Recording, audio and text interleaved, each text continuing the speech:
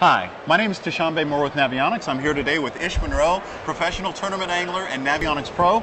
You know, Ish, a lot of times we get questions about how things are done with the Navionics chips on the Lowrance unit. And today I wanted to kind of talk about tides and currents and how to turn them on, how to get to them, and how you use them out on the Delta, which has happened to be where we are today. All right? So when you see the little T like this, Tide station. That's your tide station.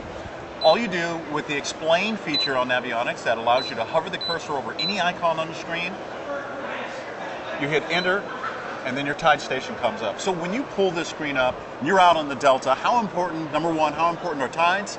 And then number two, how do you use this information out on the Delta? Well, this information is very important to me, folks. You know, when I'm out there on the Delta or the Potomac River, the upper Chesapeake Bay, any place that they actually have a tide, I can plan my day accordingly. You know, if I want to fish an area on high tide, well, I can go over and scroll to that area and it'll tell me exactly what time that high tide is going to be. Oh, okay. And so if I want to fish on low tide, it gives me the low tide. Gotcha. Same thing for incoming and outgoing, because certain places on the Delta or these tidal fisheries, fish bite on an incoming tide. Okay. Certain places they bite on an outgoing tide. Okay. And so when I figure out what tide those fish want to bite on, I can plan my day accordingly and go there and be there when that tide's doing something. Okay. Say just that day, the fish always want to eat on an outgoing tide. Okay. Well, I can tell exactly where the outgoing tide is going to be All whole day. Very good. And even for the next day or the next week, I can plan my tournament schedule accordingly, all because of that tide station on my Lowrance HDS. So the ability to advance from, you know, from the